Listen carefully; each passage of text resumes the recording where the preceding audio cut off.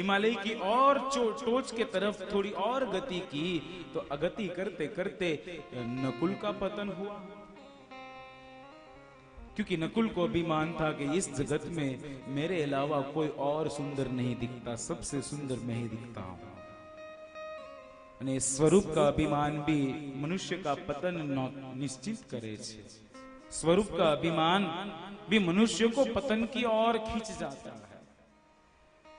कोई कोई व्यक्ति ऐसा होता है ना जो अच्छा दिखता है, वो पूरा दिन आईने के सामने ही खड़ा रहता है, मेरे बाल अच्छे हुए कि नहीं, ठीक तरह से मैंने कपड़े पहने कि नहीं।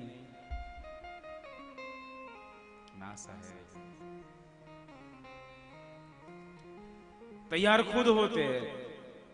कोई भी व्यक्ति तैयार खुद होता है और उसका आनंद कौन लेता है?